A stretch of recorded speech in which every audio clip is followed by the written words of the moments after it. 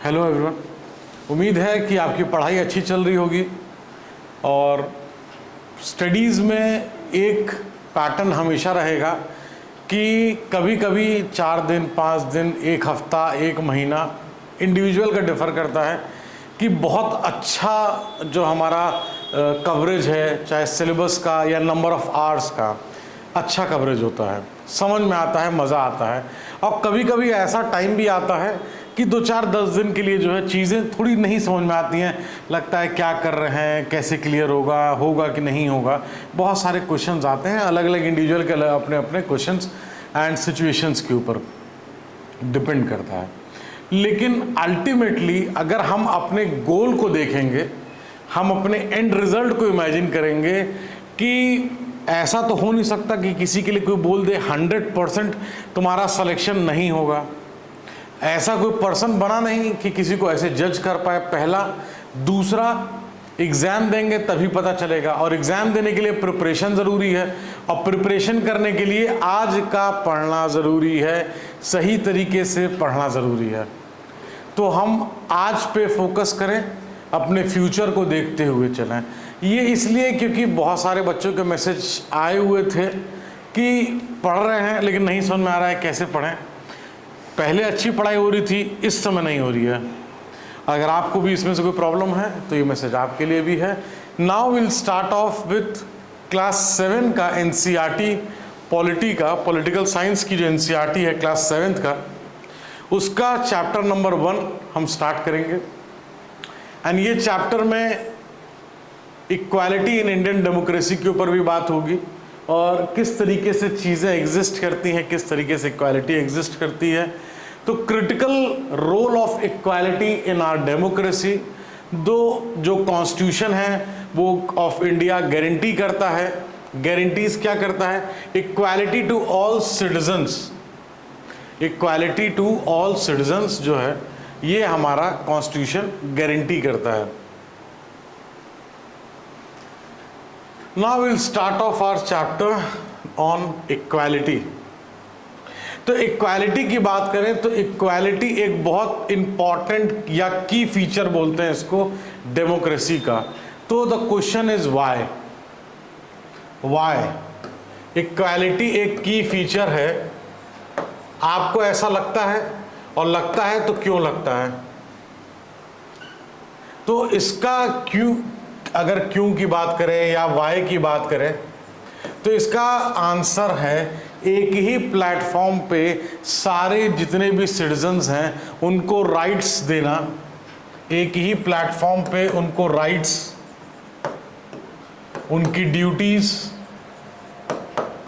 Vote करने का अधिकार, इलेक्शन में खड़े होने का अधिकार, ये सारी चीज़ें जो हैं कहीं ना कहीं इक्वालिटी, अगर इन चीज़ों को फंक्शन करना है, हमारे डेमोक्रेसी को ट्रू सेंस में फंक्शन करना है, तो इक्वालिटी को एग्जिस्ट करना ही होगा।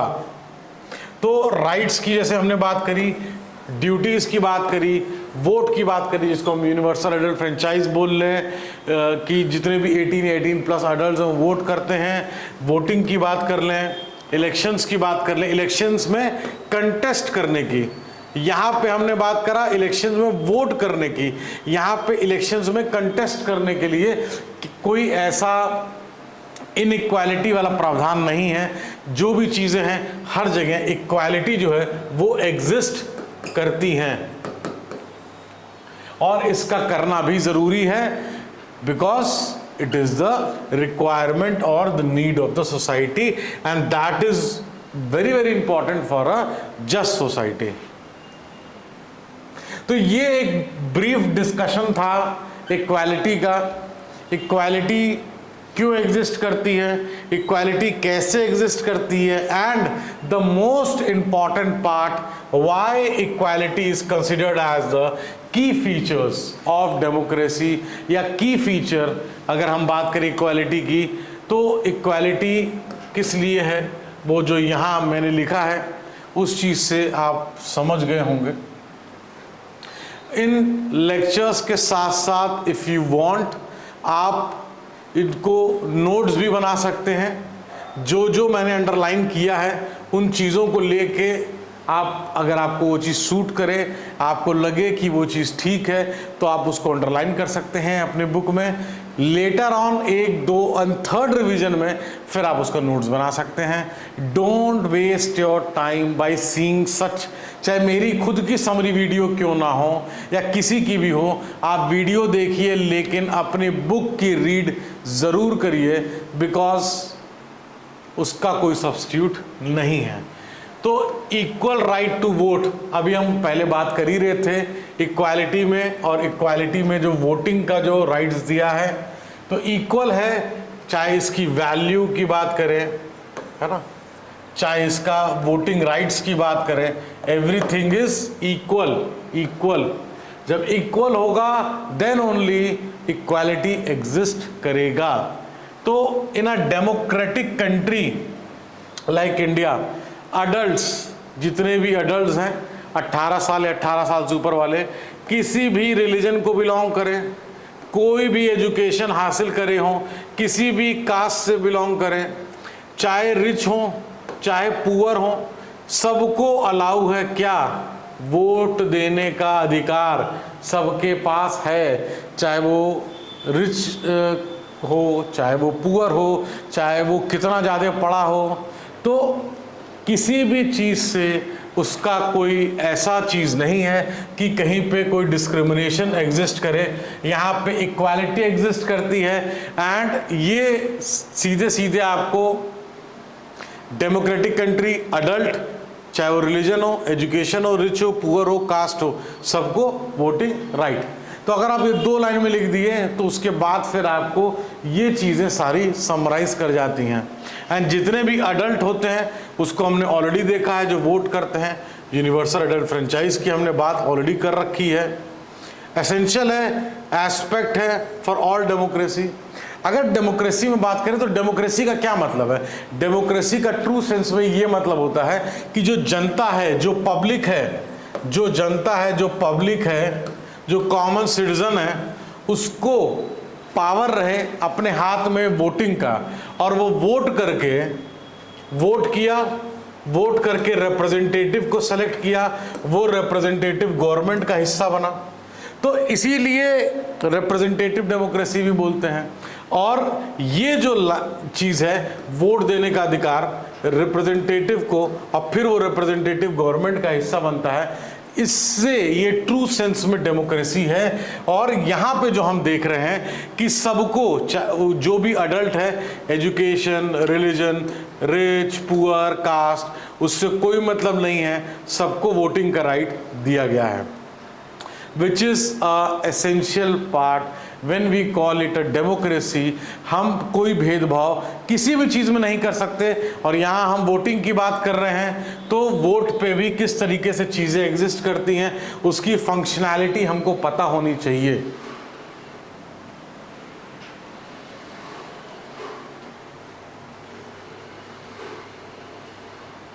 तो वेल्थ हो, एजुकेशन हो, किसी भी चीज़ पे ऐसा नहीं है कि कोई ज़्यादा पढ़ा हुआ है तो उसको 2 वोट मिल जाएगा, कोई कम पढ़ा है तो उसको 1 वोट मिलेगा, या किसी एक की वोट की वैल्यू ज़्यादा होगी, किसी की वोट की वैल्यू कम होगी। ऐसा एग्जिस्ट नहीं करता है सिस्टम हमारे कंट्री में। ये चीज़ हमको पता होना चाहिए एंड एकदम क्रिस्टल क्लियर जो है चीज़ें होनी चाहिए। तो इक्वालिटी की बात करें इन इंडियन डेमोक्रेसी, जिसको ऑलरेडी हम देख रहे हैं, तो जो इंडियन कॉन्स्टिट्यूशन, जो हमारा संविधान है, रिकग्नाइज करता है एवरी पर्सन एज इक्वल। तो यहाँ पे सीधे सीधे जो आपको ये स्टेटमेंट, ये लाइन बता रही है कि इंडियन कॉन्स्टिट्यूशन के सामने हर एक पर्सन इक्वल है। This means that every individual in the country, including चाहे वो मेल हो चाहे वो फीमेल हो, किसी भी कास्ट से हो, किसी भी रिलीजन से हो, किसी भी ट्राइब से हो, किसी भी एजुकेशनल बैकग्राउंड से हो, किसी भी इकोनॉमिक बैकग्राउंड से हो, सब इक्वल हैं। एंड यहाँ पे ये भी लिखा है, इसका मतलब ये नहीं कि इनइक्वालिटी एग्जिस्ट नहीं करती है, बट टू सम एक्सटेंट, चाहे हमारे संविधान या हमारे रूल्स एंड रेगुलेशंस सारी चीज़ों की वजह से जो भी बेस्ट पॉसिबल चीज़ें यहाँ जो लिखी गई हैं उसको आपको समझना है, और आपको जहाँ आप अपने यूपीएससी का नोट्स बना रहे हैं उसको आपको अपडेट करना है कि किस तरीके से इंडियन कॉन्स्टिट्यूशन में यहाँ पे, क्योंकि क्लास 7th है तो I am not getting inside कि आर्टिकल 15 क्या बोलता है, किस तरीके से बहुत सारे डिस्क्रिमिनेशन के अगेंस्ट में, अनटचेबिलिटी के अगेंस्ट में कैसे कैसे चीज़ें हैं। यहाँ पे आपको एक बेस लेवल से समझना है कि इक्वालिटी इंडियन डेमोक्रेसी में अगर कोई पूछे कैसे एग्जिस्ट करती है तो this is the answer. Equality कैसे एग्जिस्ट करती है तो ये आंसर है। इस आंसर को अगर हम लिखेंगे और प्लस कुछ और भी चीज़ें, कोट्स हैं, कुछ चीज़ें हैं, उसको अगर हम लिखेंगे तो डेफिनेटली हमारे आंसर का जो फ्लो है वो बहुत अच्छा होगा। यूपीएससी की तैयारी टफ हम बनाएंगे, यूपीएससी की तैयारी आसान भी हम बनाएंगे, और वो हम कौन है? वो इंडिविजुअल स्टूडेंट या एस्पिरेंट है।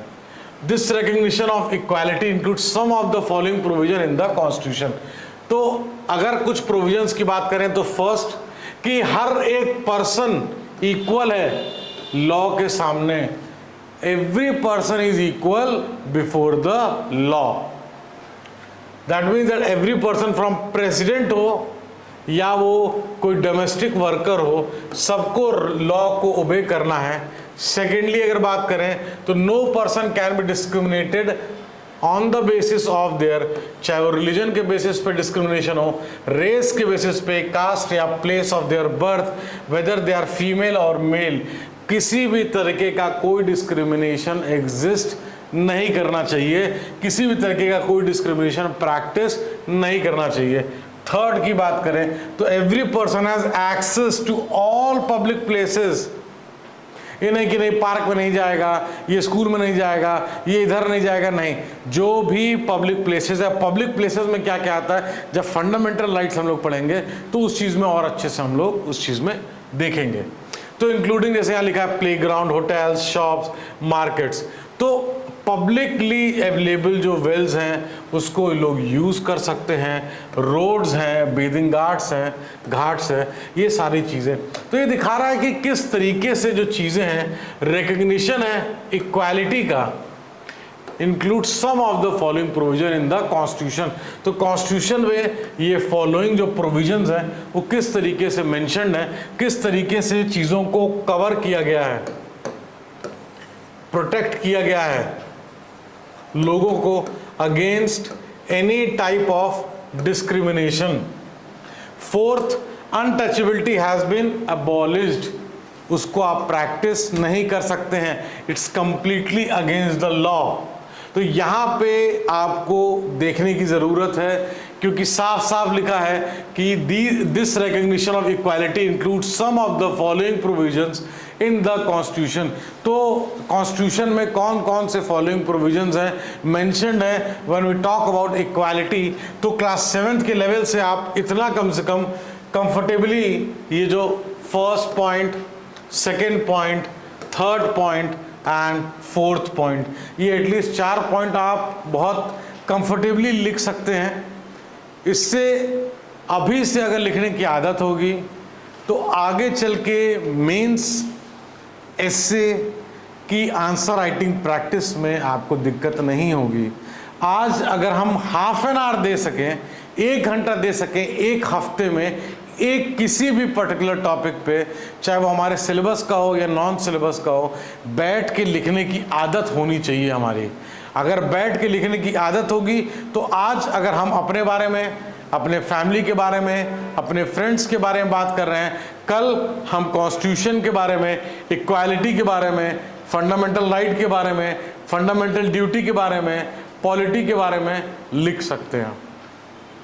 एक ही दिन जब गाड़ी सीखी तो मेरे जैसा एक सामान्य आदमी तुरंत उसको 70 की स्पीड पे, 50 की स्पीड पे नहीं ले जा पाया था। धीरे धीरे थोड़ा समय लगता है। इसी तरीके से पढ़ाई में भी जब हम बात करते हैं तो अगर आपको अपना लेवल अप करना है तो आपको कॉन्टिन्यूअस प्रैक्टिस करनी होगी और कोई दूसरा रास्ता नहीं है। कोई सब्जेक्ट हर एक बच्चे को, हर एक एस्पिरेंट के साथ होता है कि कोई सब्जेक्ट अच्छा लगता है, कोई सब्जेक्ट बुरा लगता है। बुरा इन द सेंस कंफर्टेबली हम उसके साथ जेलअप नहीं कर पाते हैं, बट जो हमारे कोर सब्जेक्ट्स हैं उनको तो हम सोच भी नहीं सकते हैं कि कोई पार्ट उनको छोड़ के चले जाएं। छोड़ के जाने पे अगर नहीं आएगा तो भी अल्लाह की, आ गया तो फिर ब्लंडर। तो it's better trust your time, use your time in a valid manner so that you don't have to worry about anything else. आज पढ़ लें, कल जो होगा अच्छा ही होगा। जब रिजल्ट में नाम आएगा तो फिर definitely there is no take on that, कोई भी वॉकिंग बैक नहीं है।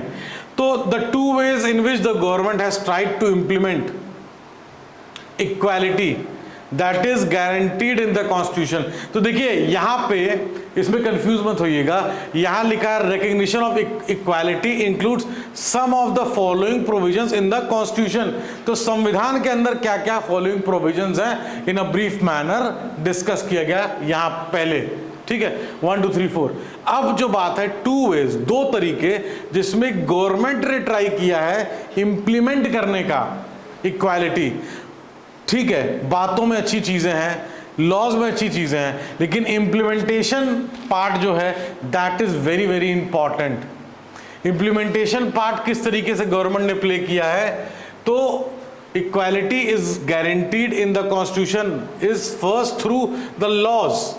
तो लॉ बने कि अगर इक्वालिटी किस तरीके से एग्जिस्ट करनी चाहिए, अगर कोई उसको फॉलो नहीं करता है तो एक तरीके से लॉ को आप अवॉइड नहीं कर रहे हैं। सेकंड, थ्रू गवर्नमेंट प्रोग्राम्स और schemes to help the disadvantaged community.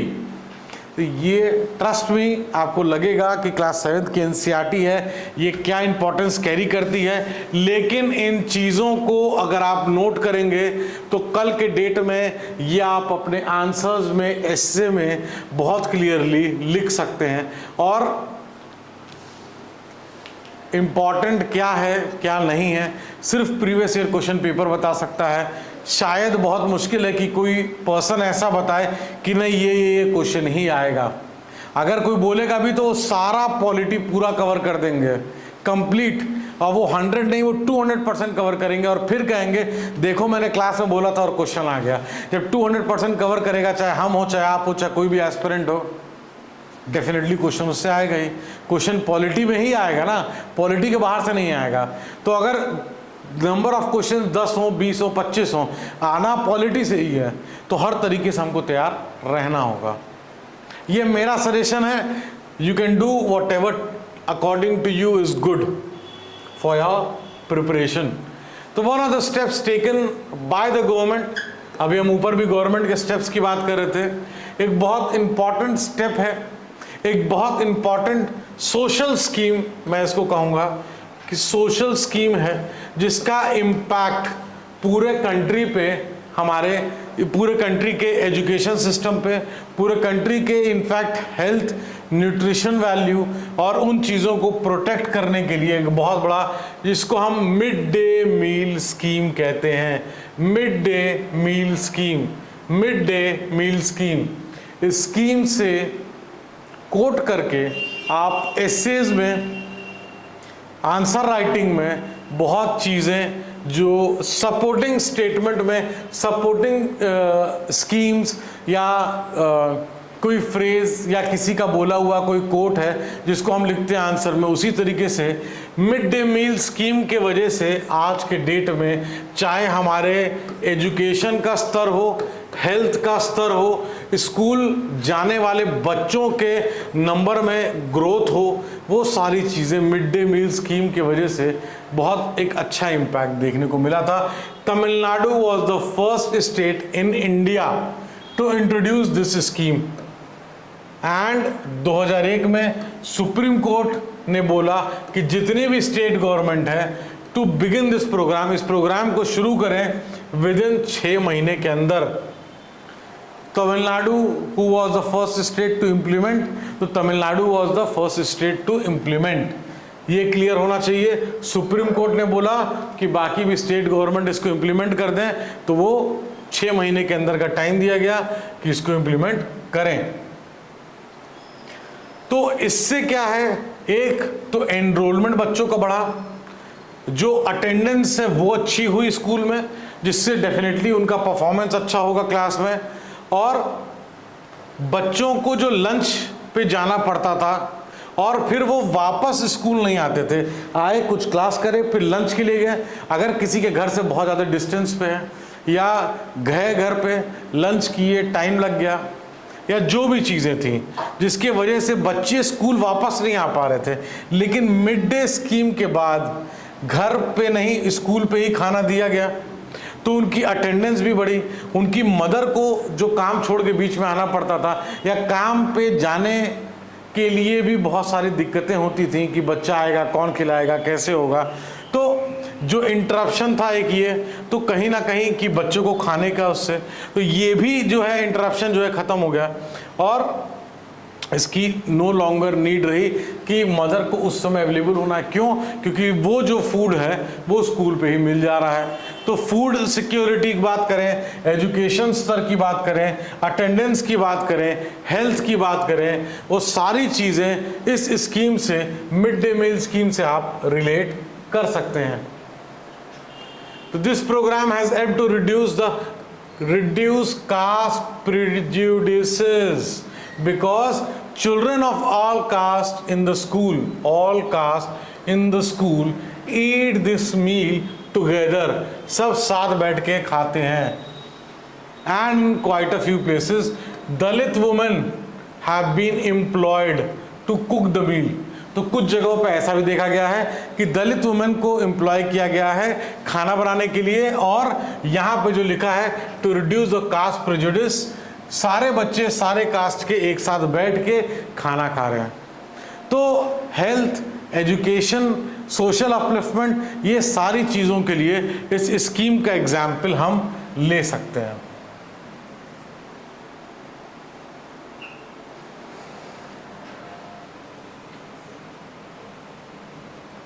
One of the main reason for this is that attitude change very slowly। किसी के भी attitude को change होने में समय लगता है। Even though person are aware that discrimination is against the law, they continue to treat people।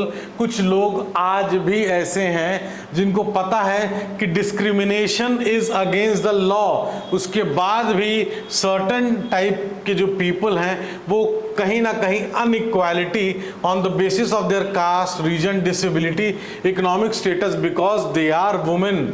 तो वुमेन्स के लिए ये स्पेशली जो ये यहाँ मेंशन्ड है कि किसी भी इकोनॉमिक स्टेटस से हो, किसी भी क्लास से हो, किसी भी कास्ट से हो, किसी भी रिलीजन से हो, लेकिन कुछ लोग आज भी वुमेन्स के अगेंस्ट में डिस्क्रिमिनेशन जो है करते हैं, पता होने के बाद भी कि this is against the law, but still उनके जो एटीट्यूड है उसके चेंज होने में शायद थोड़ा और वक्त लगे, जैसा आपके एनसीईआरटी में दिया हुआ है।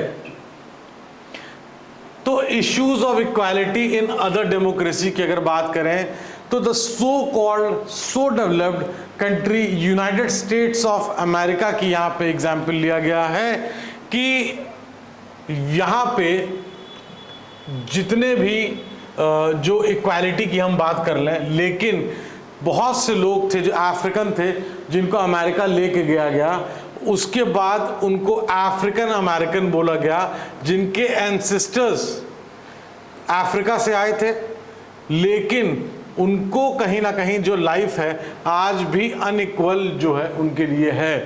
किस तरीके से है कि despite the fact there was a movement in 1950 to push for equal rights for African American. अगर हम अफ्रीकन अमेरिकन की बात कर रहे हैं यहाँ पे तो 1950s के जो राइट्स है उसको भी अभी हम डिस्कस करेंगे, और किस हद तक इनइक्वालिटी कि एक बस में अगर हैं तो सपोज अगर कोई वाइट आ गया और अगर ब्लैक पर्सन सिटिंग है जिसको यहाँ पे अफ्रीकन अमेरिकन भी बोला गया है, तो उस वाइट के लिए इस पर्सन को खड़ा होना पड़ता था सीट छोड़ के। ये आपके एनसीईआरटी में साफ साफ मेंशन्ड है कि this is Heights of discrimination, कि कि the so called developed country भी इस तरीके से, जब हमारे कंट्री में वोटिंग राइट और इक्वालिटी और हमारा संविधान, और यहाँ पे आज जो 1950s का बात हो रहा है, उस समय भी इक्वालिटी के लिए वो एग्जिस्ट कर रहा था। भले वो कहीं ना कहीं आज़ाद होने के बाद भी उनके जो व्यूज़ हैं वो किस तरीके से थे, यहाँ से हम चीज़ों को आइडेंटिफाई कर सकते हैं कि अनइक्वालिटी, कोई बस में बैठा है उसको खड़ा होना, जगह देना, ये चीज़ें यहाँ पे साफ साफ दिखाई दे रहा है। और अभी जो एग्जाम्पल है उसको हम डिस्कस करेंगे कि सिविल राइट मूवमेंट की जिसकी हम बात कर रहे थे, उसको अब हम यहाँ डिस्कस करेंगे। तो the civil rights act of 1964 prohibited discrimination on the basis of race, religion, national origin. It also stated that school would be open to African American children and they would no longer have to attend the separate school. तो यहाँ पे बस का हमने example देखा, यहाँ पे school के लिए भी लिखा है कि अगर अफ्रीकन अमेरिकन हैं तो उनके लिए अलग स्कूल था। Despite this, a majority of African American still continue to be the poorest in the country. तो poorest in the country का शायद ये मतलब हो कि जो इकोनॉमिक अपॉर्चुनिटी है, इकोनॉमिक अपॉर्चुनिटी वो अगर इक्वल लेवल की नहीं होगी, वो इकोनॉमिक एक्टिविटी अगर इक्वल लेवल की नहीं होगी, तो हो सकता है कि ये जो पुअरेस्ट इन द कंट्री का जो यहाँ बात हो रही है वो स्टिल मेंटेन होगा। तो यहाँ पे हमको एनसीईआरटी के हिसाब से चीज़ों को देखना है और देखते हुए चीज़ों को समझना है। जो आपको लगे उसका नोट्स या उसको अंडरलाइन करिए। ये लेक्चर देखने के बाद अगर आप अपने बुक को रीड करेंगे तो और क्लियरिटी आपको मिलनी चाहिए। देखने के बाद मन में कोई सवाल है तो आप पूछ सकते हैं। यूपीएससी की प्रिपरेशन में अगर कोई दिक्कत है तो भी आप क्वेश्चन पूछ सकते हैं। Thank you so much for watching the video.